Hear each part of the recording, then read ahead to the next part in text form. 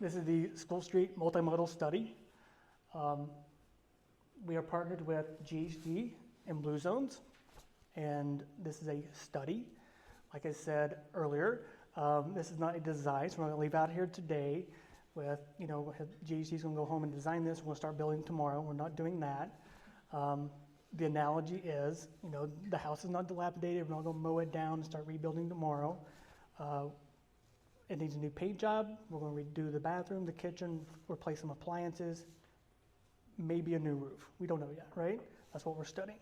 So once we get that done, and then hopefully we can take that same information, throw it out to the state or whoever for some more grants for designs, construction, whatever that may be. Obviously, that's not happening tomorrow either. So design construction projects probably like 26, maybe 2027. And there is a public process. Obviously. Let's not forget that. Yeah, for sure. So next on the list is Miss Rosanna.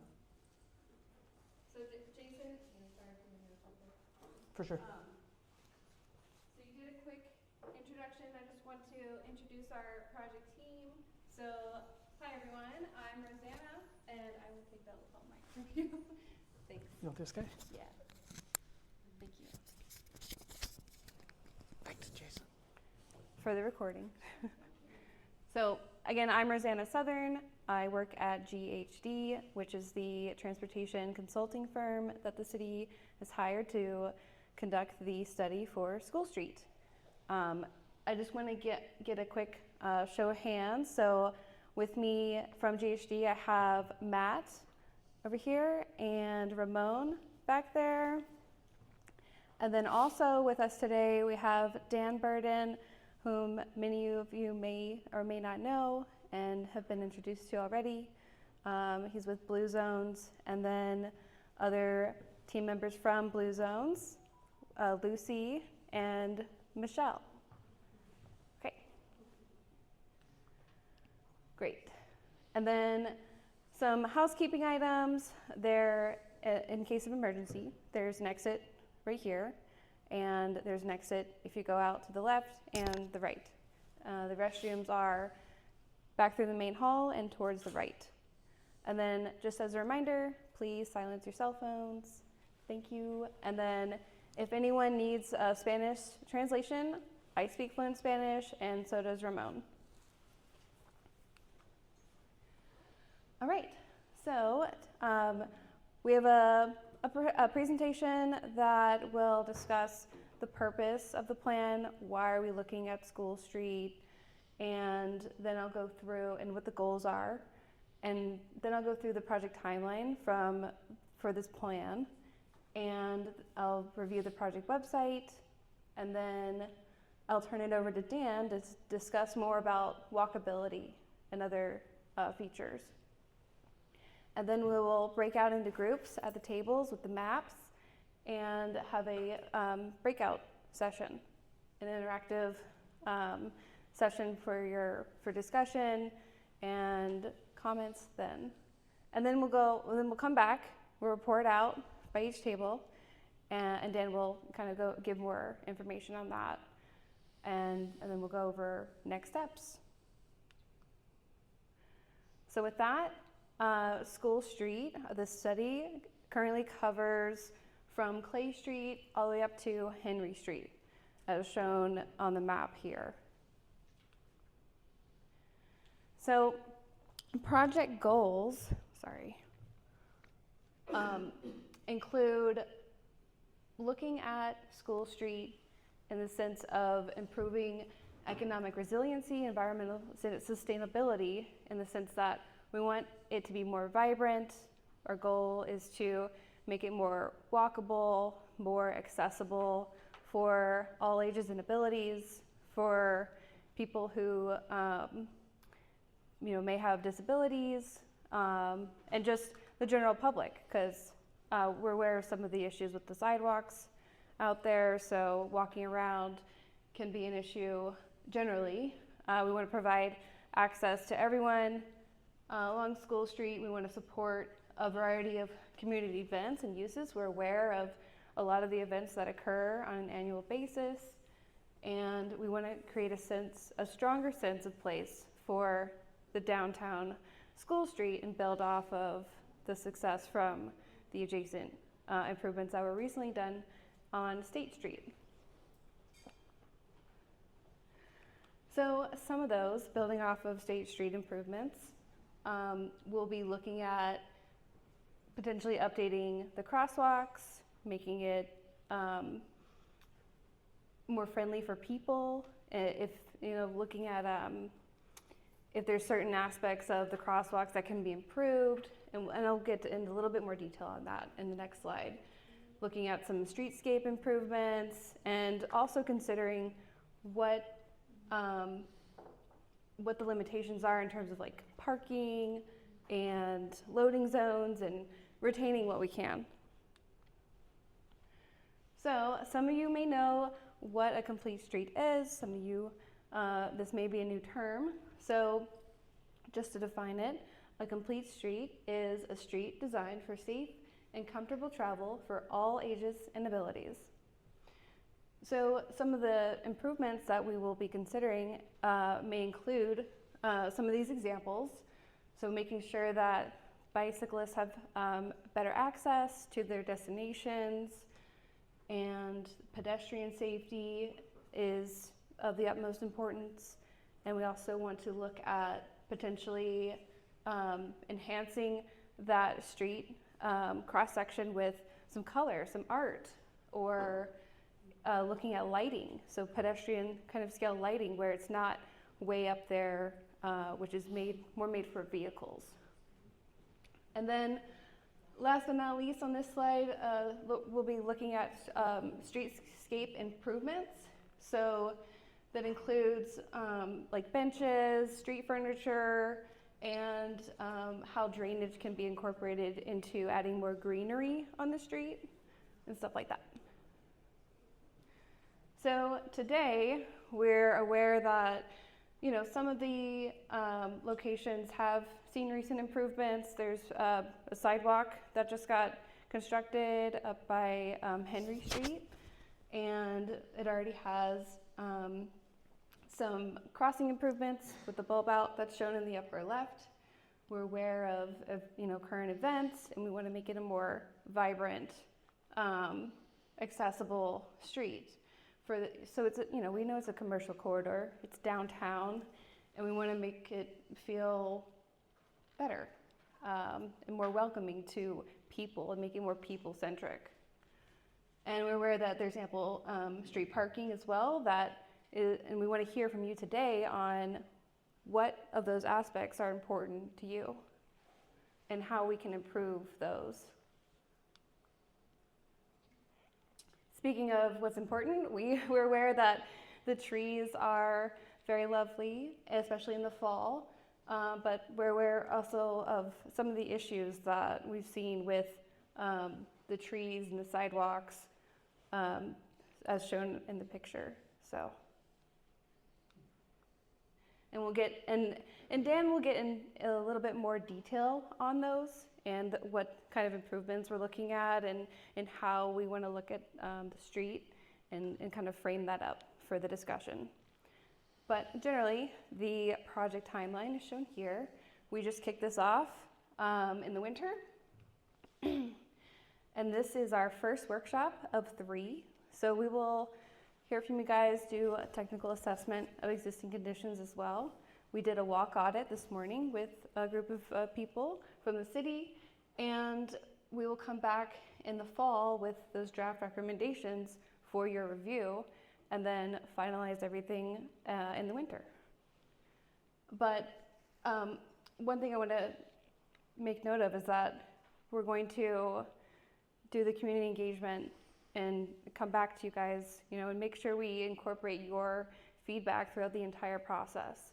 And this is really just the first step of a larger phase. So this first step is to develop a plan for School Street, identify potential funding sources, and then go from there, which may take a few years to obtain funding, for the city to obtain funding and actually construct it. Okay, so here's our project website. It has information on kind of the things I talked about, where the project goals and the purpose of the plan and the study. And the website is there. There's also a QR code that I also have at the end of the slide deck. And then we have an interactive map here that I want to do a quick demonstration of. So this is the interactive map demonstration. So I'm going to pull that up and sit down. Dan, do you mind standing up here real quick? I can stand up there. Thanks. Yes. Because I think you're on in a couple slides. So I'm going to go back here and just do a quick demonstration of how to use the interactive map.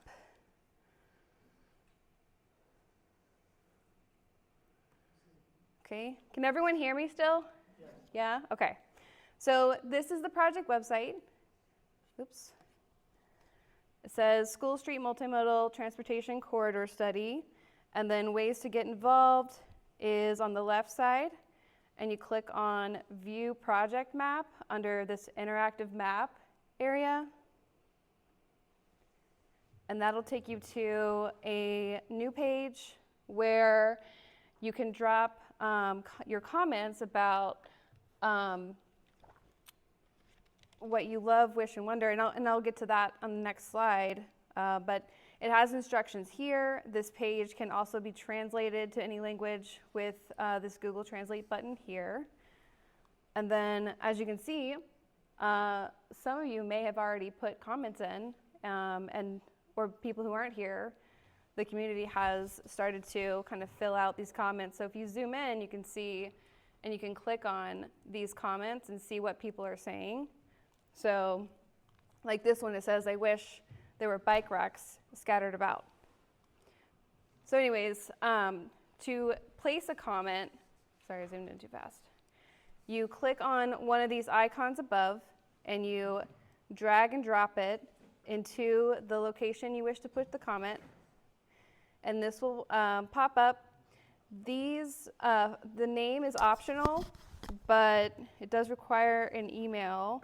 So you can put in your comment here, and then I'm not going to put it in, but you get the idea. And then let me go back to the slide deck.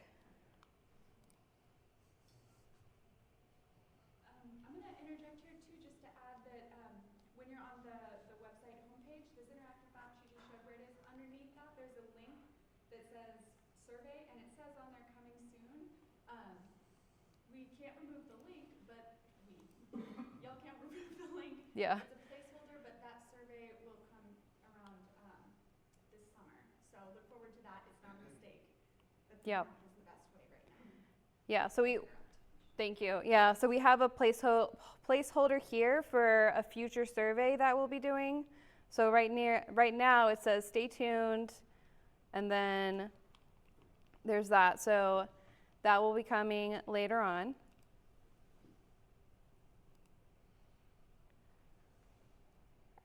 Okay. Can I ask, who's going to see these comments? But who's responding to them? You got your group organization, or Yes. the city leaders, or how does Let me answer that question. Thanks. So the question was, who's going to respond to the comments? So we're getting a lot of comments already, so we may not respond exactly to every single one, but we will export all the comments and get some larger feedback assessment. So we're going to assess the comments. We will take a look at every single comment. So to answer that question, it's going to be me and my team, and I can share that information with the Blue Zones team as well. So it'll be the consultant team, and anything that is of concern, we can discuss directly with the city. Yep. Oh, and then this slide's already up. So the I love, I wish, I wonder is a little bit different. Looking for my notes on how I want to phrase this. Here we go.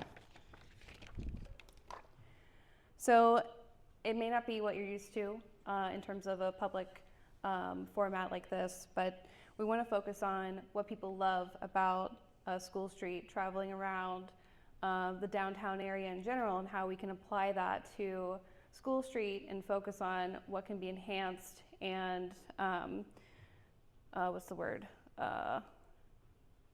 Enhanced or I'm blanking on the word, but I think you get the idea. So we want to ask you, what public spaces do you like being in? What are your favorite aspects of the street and why? And that'll help us identify what to retain on the street and enhance. And preserve was the word I was looking for. So we want to preserve those things that you love about downtown in general and the street, and specifically School Street. So wish, what you wish for.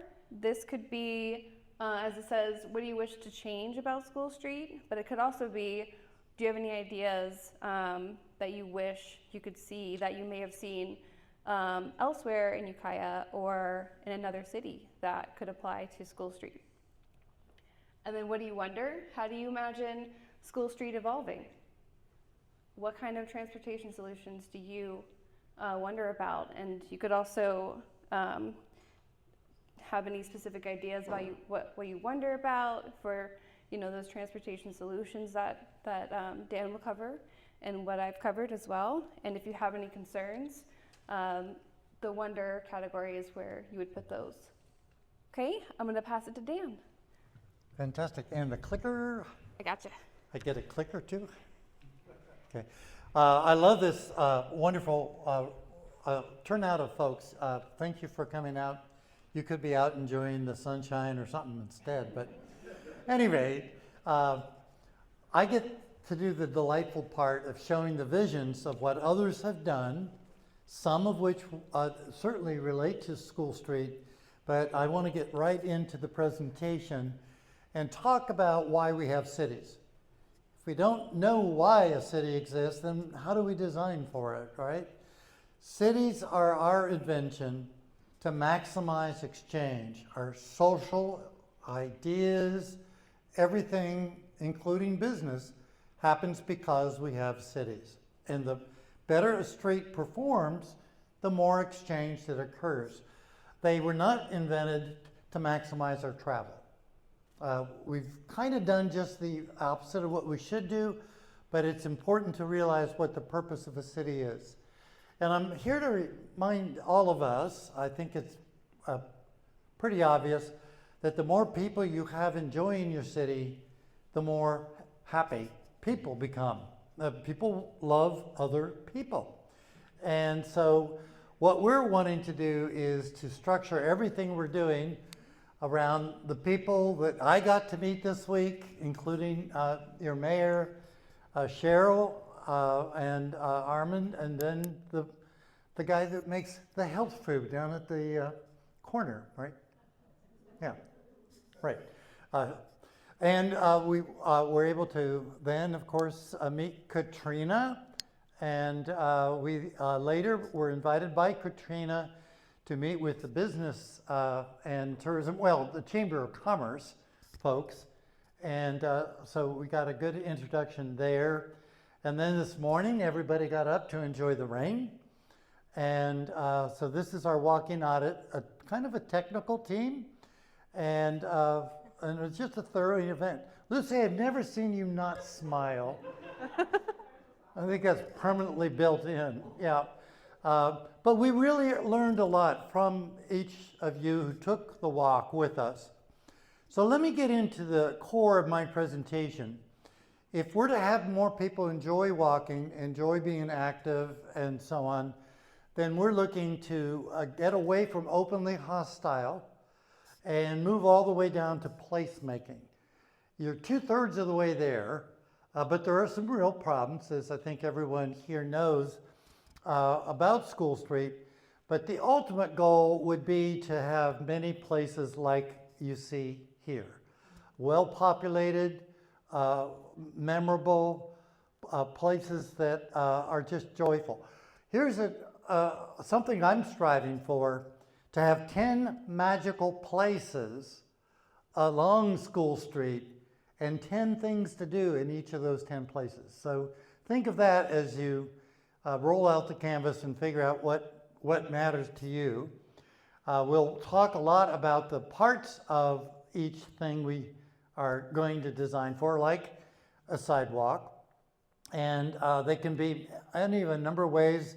One of the best street remakes in America, not just California, is Santa Cruz Pacific Avenue.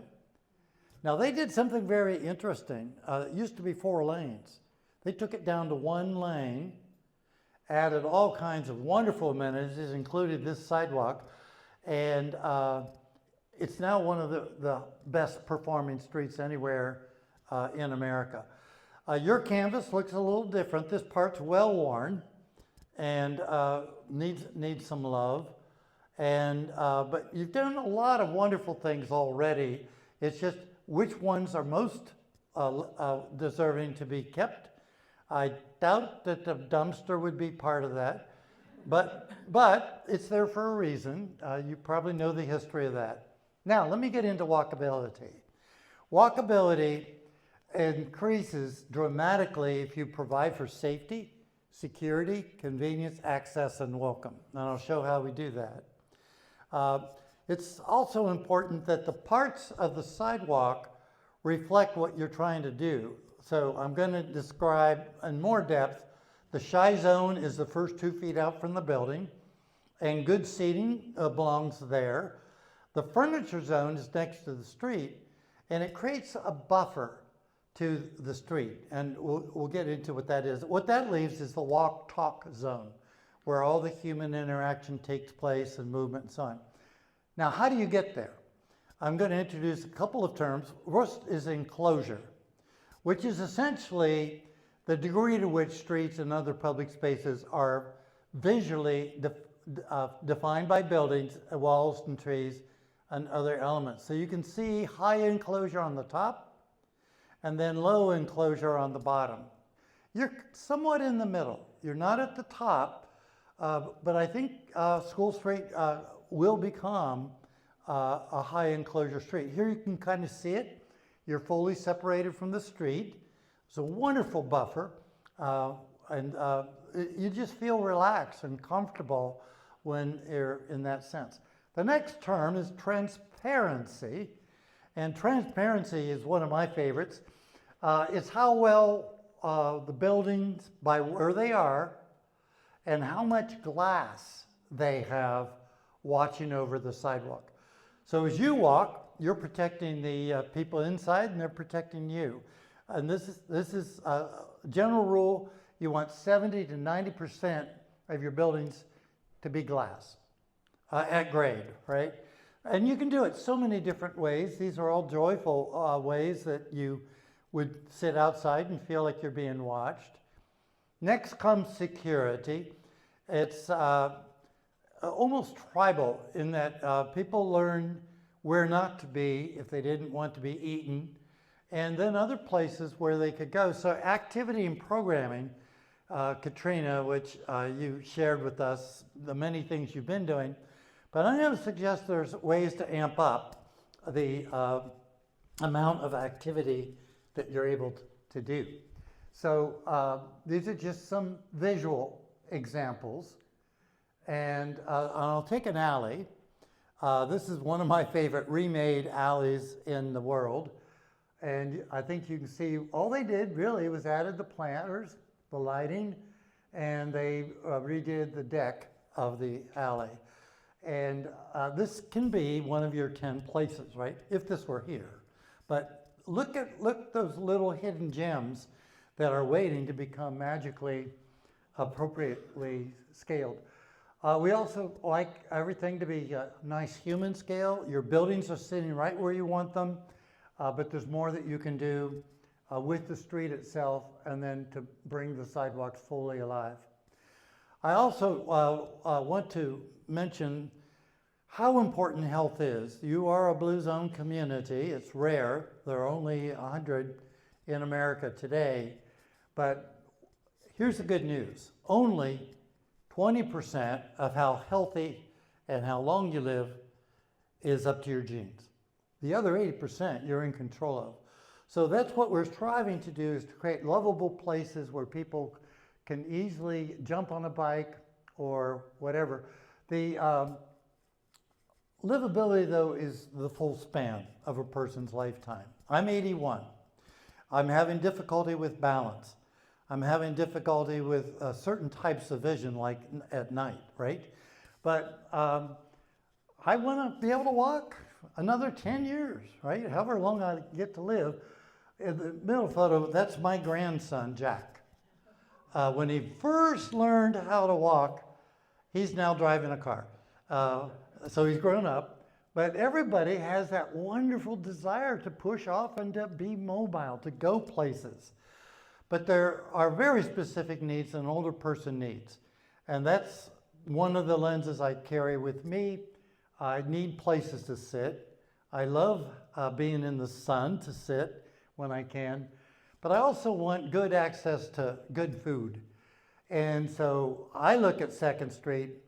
Is there a natural place for a grocer that can bring a wonderful purpose trips, right?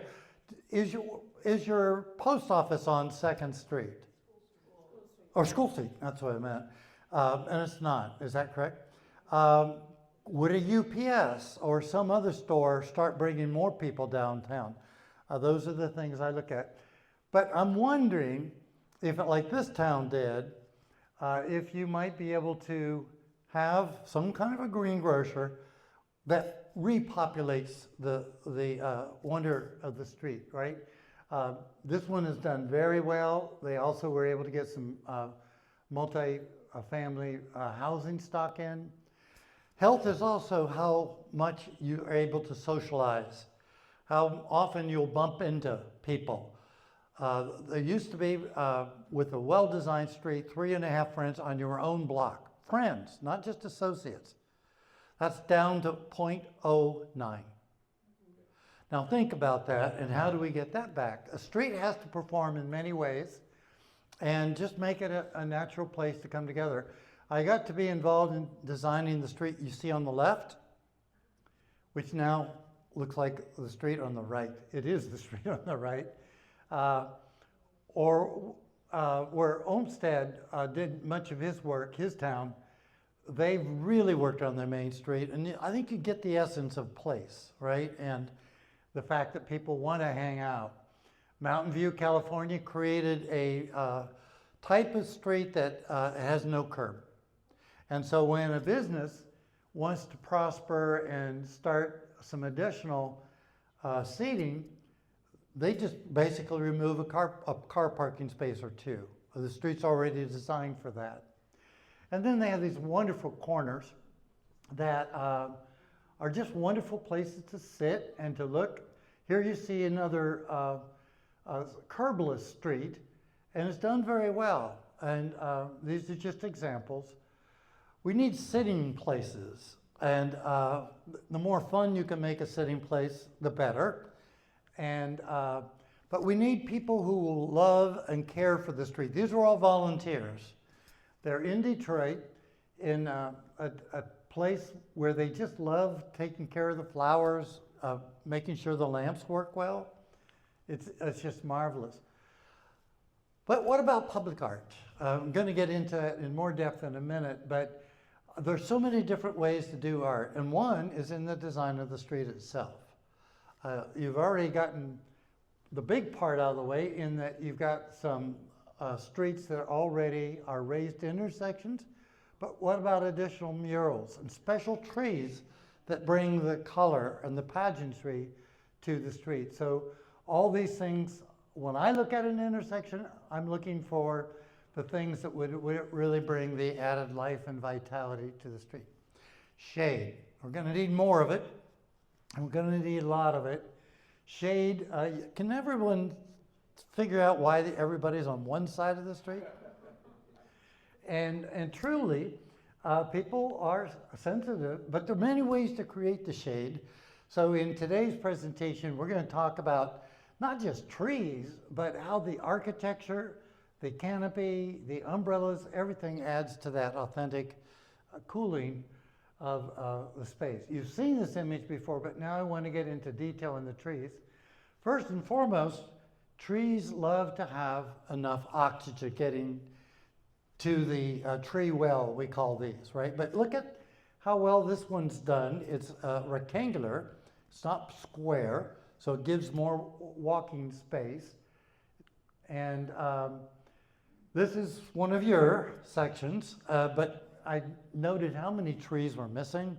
Don't know why. There's got to be a story to each one. But again, getting into the concept of trees, these trees are fairly mature.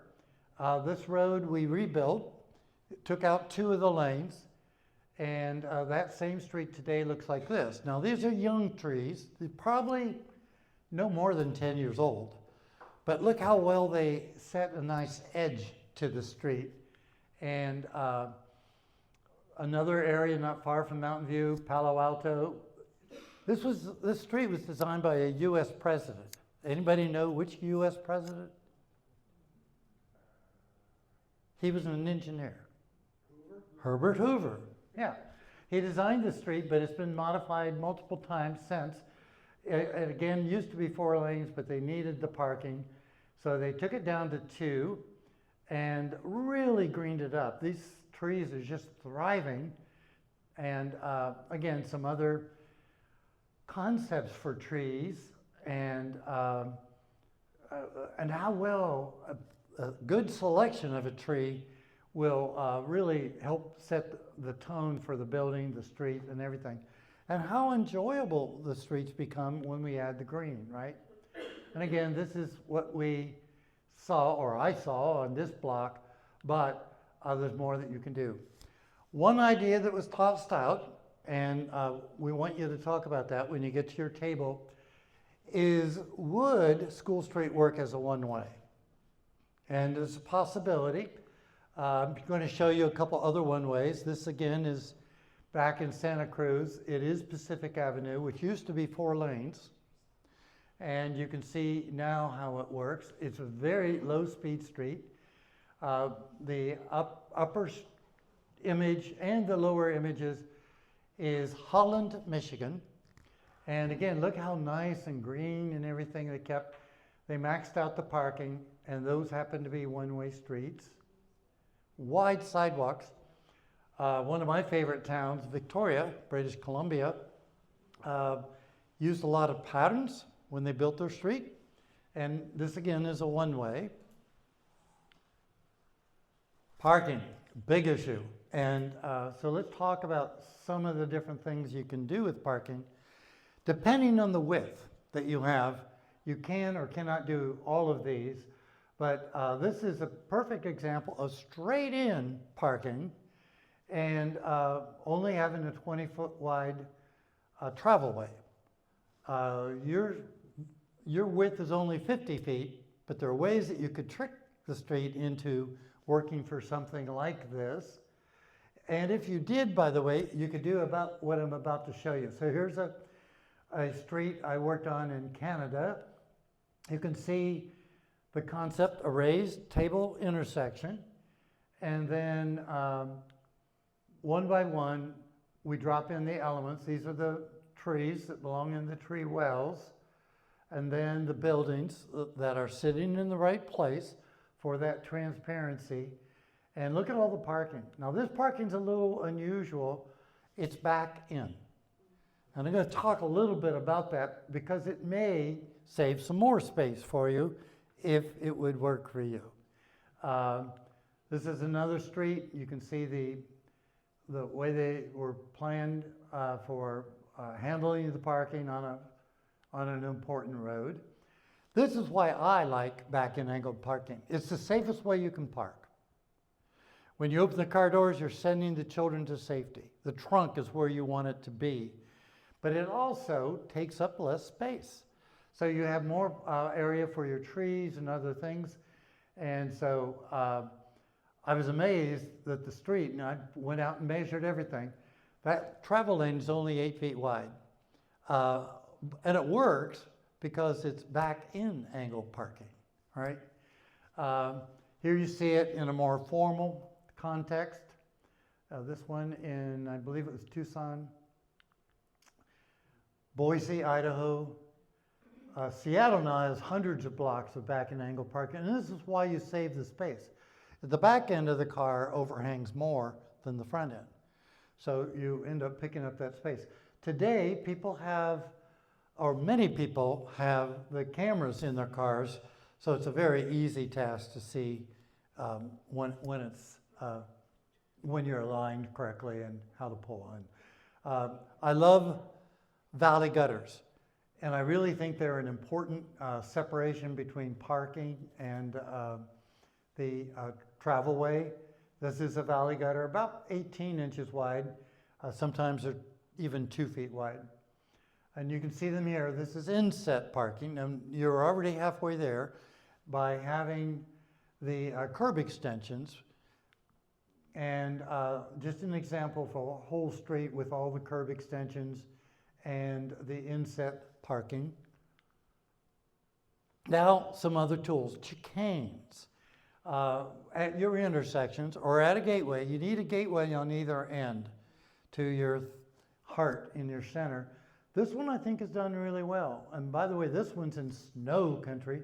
It's in Michigan, and it works just beautifully. You have gardens as part of your gateway and a nice centerpiece. You can do a chicane mid-block, as they did in this one in Seattle, and also did their back-end parking. Basically, this is how it gets drawn up.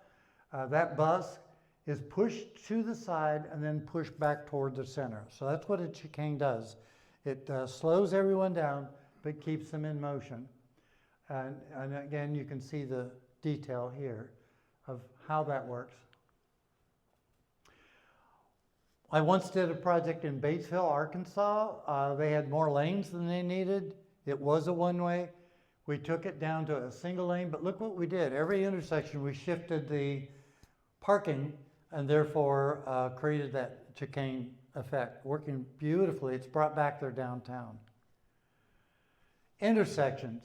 This is where it's easiest and best to do your traffic calming. And so you're already doing that, but you haven't pulled out all the tools yet.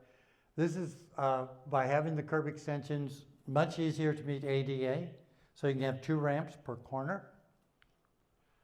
One of my favorite street remakes here, we were able to get the little island in the middle,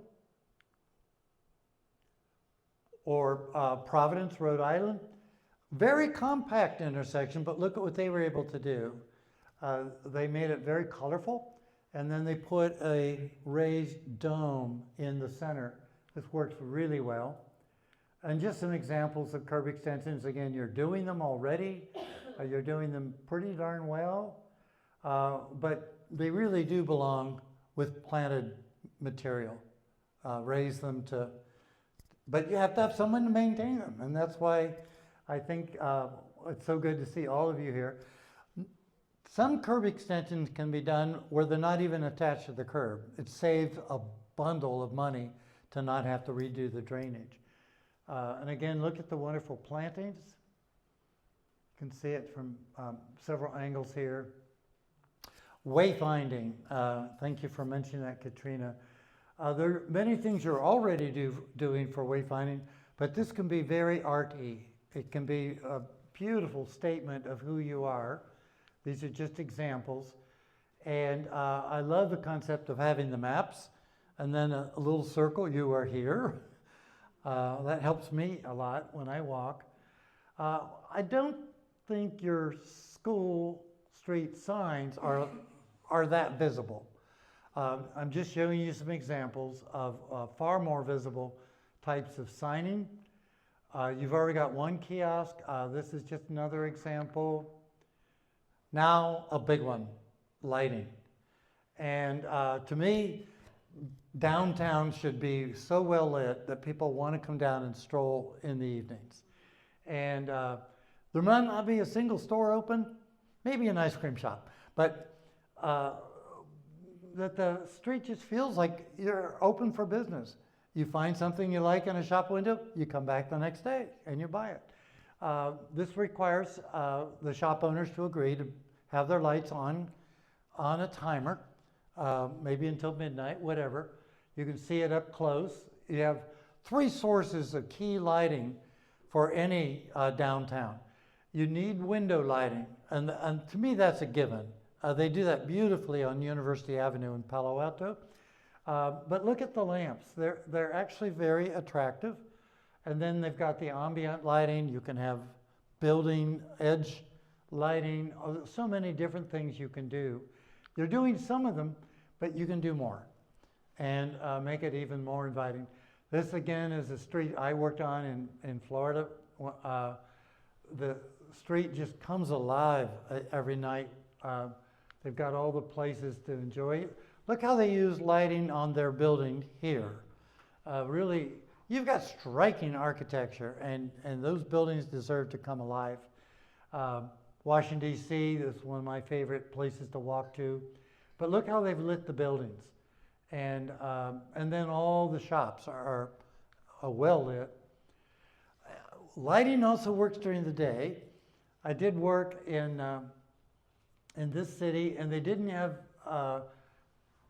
first of all, they didn't have pavement. They then spent all the money on pavement, so the streets were paved, not dirt. And then they didn't have any money left over, so they made a deal with, I think it was Burbank. They sent a truckload of shirts down to Burbank, and Burbank gave them all their old dead street lamps, which the volunteers came alive and really put their heart and soul into it. I'm going to skip this because I think I've covered this in depth, but these are the parts. When we walked today, we talked about how important each one is, that your street furniture sits inside and behaves, and that leaves a wonderful space in the middle for walking and talking. You've already performed some outdoor eating. You can actually take over the street if it's done right, done well, and curb extension, bump outs, the flexible street we talked about earlier, and now the different parts. And I think it matters more now that you've seen the concept of it. But every portion of a sidewalk deserves all of these parts. You need to have beautiful edges, and you need to have a place for the trees to grow, the planter zones. This is all the same street, by the way. I'm just showing you different portions of it. And look how important every element is to the street. This merchant figured out he didn't need the parking in front of his building. So he made it a public realm, and people just flow into his buildings. Another one, this one in Carborough, North Carolina. This had been a parking lot, and again, the shop owner realized how valuable and vital it would be to make this where people gather. Now he sells a lot more groceries and other things in his store. Crossings, your crossings can use a lot of love. Right now they're poorly marked. They can be, should be, far greater emphasis. And I'm going to close out with a couple of my favorite topics, starting with public art. There's so many things you can do, and other ways that people can contribute these things, right? They want something that is recognized. This, by the way, is a granite piece that floats on water. So it's a globe, but it just attracts people because it's just so well done. Or a piece like this, right? And again, these are the kind of things that people would love to put their name on and bring to your community. Places to sit, places that are whimsical. If, by the way, any of you can figure out where these fish live, I will give you $20. Nobody has taken me up on that offer yet, but I think of your children being able to contribute public art. Fun things that you need that are very artful in its statement. Wonderful things you can do with banners that catch the light and do wonderful things. One of the streets I so love is a celebrated sports street, so they have all these wonderful little metallic things. And finally, I'm going to close out and really think about not what we get to enjoy, but what we create that someone else is going to enjoy, maybe a generation, maybe even 2 generations away, right? So now it's your turn. We're going to put you all to work, and thanks again for this great turnout. We'd like you to populate the front tables first, but come to a table with the maps and try to get 6 or 7 people per table. Try to sit at a table where you aren't sitting with your spouse. We want to break up the brain trust. I'm not married. And use the big white borders. They're there for a reason. And draw ideas, write down the things that are working, the things that you'd love to see on the street. And again, we have, oh, wonderful, you've already, this is amazing. You've already got a whole list. Well, select someone at your table to be the spokesperson, because each table gets to present.